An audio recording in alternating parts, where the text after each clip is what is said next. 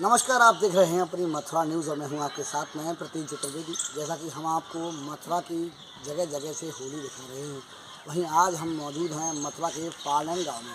कहा जाता है कि यहाँ पर जो स्थानीय पंडा है मोनू पंडा, वह धड़क के अंगारों में से निकलता है और यहाँ एक अद्भुत परंपरा चली आ रही है जो कि यह परंपरा का निर्वहन करता है। वहीं हम इस समय मौजूद हैं मथुरा के पालन गांव के कैलाश कुंड के नज़दीक। यहाँ पर कहा जाता है कि ये जो परंपरा है लगभग हज़ारों वर्ष पुरानी है और ये जो परंपरा है यहाँ की एक अद्भुत ही परंपरा है। कहा जाता है कि यहाँ पर होली की जो प्रतिमा है उसको नहीं रखी जाती है और होली को लगभग 5 से 7 फीट ऊंची बनाई जाती है और उसके बीच में से जो यहाँ के पंडा हैं मोनू पंडा, वह निकलते हैं और इस अद्भुत परंपरा का निर्वहन करते हैं। साथ में हम आपको यह भी बता दें कि जैसा कि उनके द्वारा होली की जो परंपरा है उसको निभाया जाता है, वहीं उनके द्वारा जो तप है वह भी किया जाता है और यह तप लगभग 40 दिन का रहता है और वह पूर्णिमा से यहाँ पर तप पर बैठ जाती हैं, जो कैलाश मंदिर है वहाँ पर, और उसके बाद में वह तप करती हैं और निराहार तप करने के बाद में वह धधकते हुए अंगारों के बीच में से बाहर निकलते हैं। जैसा कि कहा जाता है कि मथुरा में तरह तरह की होली खेली जाती है और यहाँ होली का एक अलग ही महत्व है। कहा जाता है कि मथुरा में जब 40 दिन की होली होती है, जहाँ एक तरफ लठमार होली होती है जो कि बरसाने में होती है, वहीं छड़ीमार होली गोकुल में होती है। वहीं मथुरा में जो होली होती है यह बसंत पंचमी से स्टार्ट होकर निरंतर चलती रहती है। कहीं अलग प्रकार से होती है तो यह कहीं अलग प्रकार से होती है। वहीं हमने जाना यहाँ के जो गांववासी हैं उनसे भी किस प्रकार से यह होली है और किस प्रकार से मनाया जाता है, तो उनके द्वारा कहा गया कि ये जो परंपरा है हज़ारों वर्ष पुरानी परंपरा है और इसका निर्वहन वह बड़ी ही अद्भुत तरीके से करते हैं, जिसमें लगभग 1 महीने पूर्व से यहाँ पर तैयारियाँ चालू हो जाती हैं और जगह जगह जो यहाँ की गांव है उसको सजाने का कार्य किया जाता है और सभी लोग इसमें अपना सहयोग देते हैं और अपने घरों को सजाते हैं। वहीं बात की जाए अगर पंडा की, तो जानेंगे पंडे से क्या कहते हैं वह इस अद्भुत होली के उत्सव को लेकर। जैसा कि होली की परंपरा है, जानेंगे यह परंपरा लगभग कब से चली आ रही है और उनके द्वारा ये जो कार्य किया जा रहा है लगभग कौन सी बार है, और जानेंगे जो यहाँ के मौजूदा लोग हैं उनसे क्या कहेंगे इस अद्भुत होली के अद्भुत दृश्य को लेकर।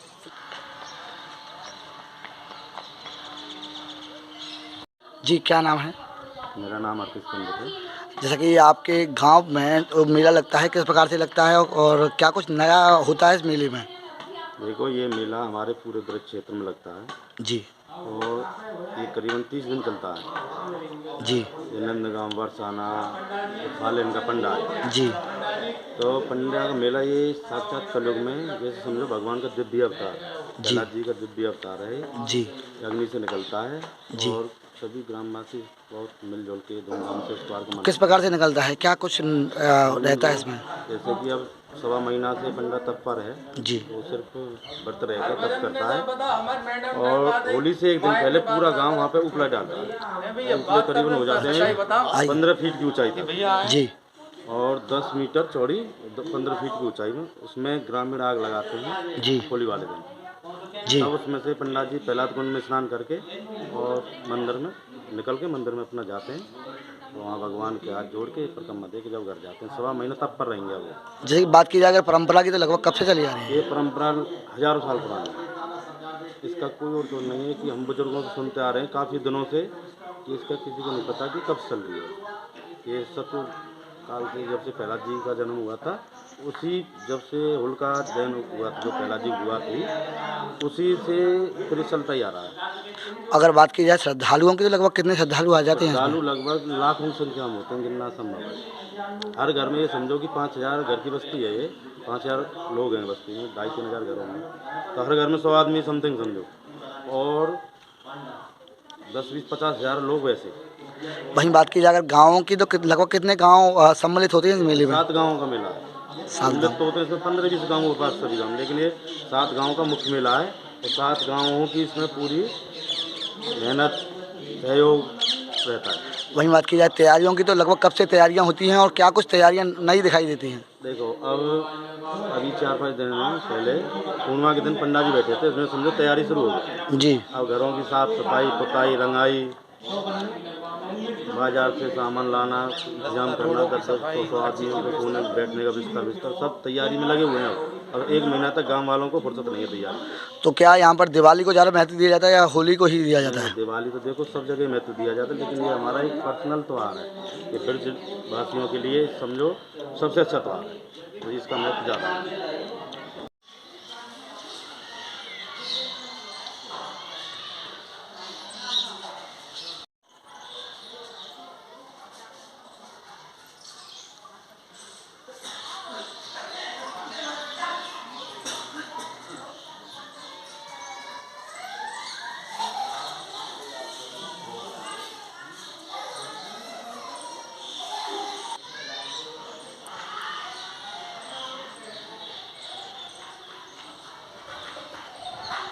वहीं आज हम मौजूद हैं मथुरा के पालन गाँव में। कहा जाता है कि यहाँ पर एक अद्भुत प्रकार से जो यहाँ के जो पंडा हैं उनके द्वारा तप किया जाता है और यहाँ एक अद्भुत प्रकार से परंपरागत रूप से होली मनाई जाती है। तो जानेंगे ये जो होली है किस प्रकार से मनाई जाती है और ये जो कब करते हैं किस प्रकार से करते हैं और जैसा कि इनके द्वारा जो होली में से जलती हुई अंगारों में से निकाला जाता है किस प्रकार से निकलते हैं जानेंगे इनसे। जी सबसे पहले तो अपनी मदद जो होटल तो बताएं जैसे कि आपके द्वारा ये जो अद्भुत प्रयास किया जाता है जो अलग के अंगारों में निकला जाता है किस प्रकार से निकाला जाता है और जो परंपरा है वो कब से चली है? जी देखिए, इस परंपरा को चलते चलते करीब 8000 वर्ष हो गए हैं और ये परंपरा भगवान श्री कृष्ण की चलाई हुई है। इस परंपरा में जब प्रहलाद जी महाराज यहाँ प्रकट हुए हैं तो प्रकट होते ही ऐसी एक लीलाएँ हुई हैं कि प्रहलाद जी ने प्रकट होकर बाल रूप में प्रकट होकर के तब वो लीला को बताया कि यहाँ होलिका दहन होना है। तो देखिए, जब उन्होंने यहाँ लीला की है तो एक ब्राह्मण को वो आदेश दिया और वो ब्राह्मण हमारे वंश में से था। तो जब उस ब्राह्मण को आदेश दे दिया उसके बाद में जब वो आने बीन करके आने बीने थे जो गऊ के आने होते हैं गोबर करके गऊ चली जाती हैं वो गोबर सूख जाता है तो उसको आने बोलते हैं मंडल में। तो उन्हीं को बीन करके तब उन्होंने यहाँ होलिका बनाई, होलिका का निर्माण किया और उसके बाद में तब खुद ही निकल करके अग्नि से फिर चले गए। वहीं बात की जाए परंपरा के निर्वहन की तो किस प्रकार से निर्वहन कर रहे हैं, किस प्रकार से यह जो तप करते हैं किस प्रकार से करते हैं?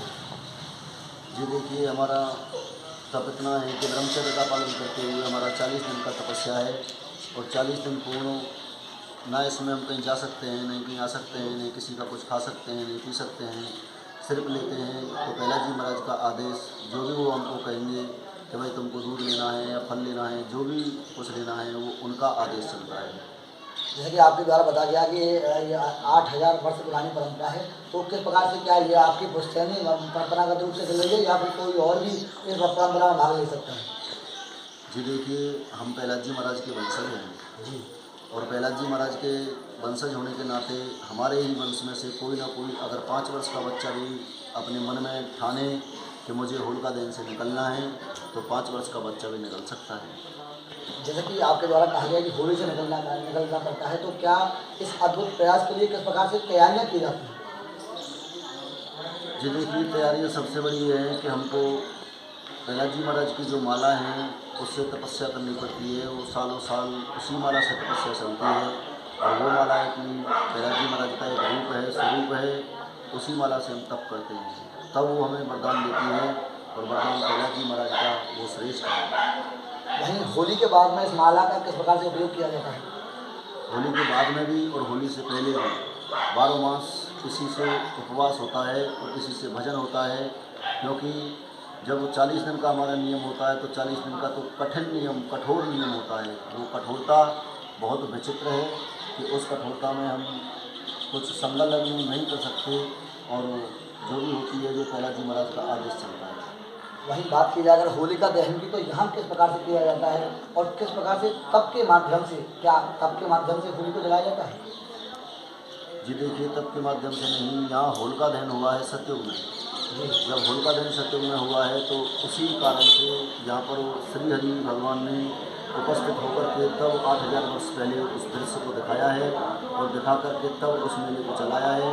आज भी वो मेला बरकरार 8000 वर्षों से चला आ रहा है। ऐसी हरि की कृपा है कि यहाँ जब होलिका दहन होता है तो ऐसी एक विचित्र कहानी है कि हर जगह पूरे भारतवर्ष में होलिका दहन तो हर जगह होता है, लेकिन यहाँ अनोखा होलिका दहन होता है। क्यों कि जब यहाँ होलिका दहन हुआ था सतयुग में, तो होलिका जी जब कैलाश जी महाराज को अग्निकुंड में लेकर के बैठी हैं, तो जब अग्निकुंड में लेकर के बैठी थी तो उनका मन कुछ उदार हो गया, और मन में कुछ उनके में ऐसी उदारता आई कि अरे यार, मेरे भाई का कहीं वंश ना मिल जाए, मेरे प्रहलाद मेरा बड़ा कोमल मेरा भतीजा है, तो उनकी जो हुआ थी मेरा भाई बड़ा कोमल है, तो इनको जो उनके शीतल चीड़ थी उनके पास, उस शीतल चीड़ को अपने आप स्वतः ही लेकर के यहाँ ढक दिया।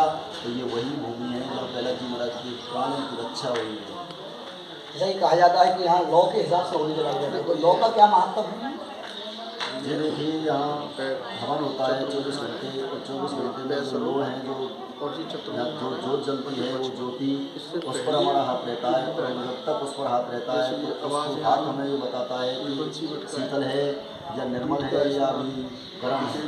गर्म ठंडी का ऐसा होता है, अगर हमको ठंडी लगने लग जाती है तो यहाँ होलिका दहन तब होता है जब ठंडी लगने लगती है। तो जैसा कि आपके द्वारा ज्योति के बताया गया, तो क्या ज्योति को लगभग कब से जलाया जाता है? ज्योति तो यहाँ सदा से जलती आ रही है, क्योंकि वो सतयुग की प्रतिमा है और सतयुग से वो ज्योति चली आ रही है, लेकिन पंडा निकलने का समय वो मैं आपको बता ही चुका हूँ। तो क्या ज्योति के माध्यम से जलाया जाता है? क्या ये अखंड ज्योति रहती है या पूर्व से ही जलती आती है?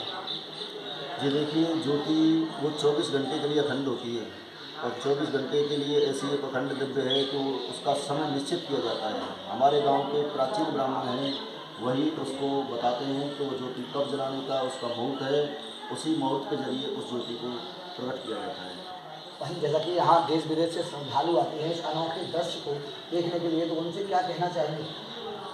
जी देखिए, यहाँ जो भी श्रद्धालु आते हैं वो सब देख करके इस लीला को चौकन्ना रह जाते हैं। कैसे कि देखिए, यहाँ होलिका दहन जब होता है तो इतना विचित्र होता है कि 15 फुट कम से कम ऊंचाई का और 50 फुट कम से कम लंबाई और 50 फुट चौड़ाई, तो वो देख करके ऐसा होता है मन में फील कि जैसे हम स्वयं भगवान श्री हरि हैं।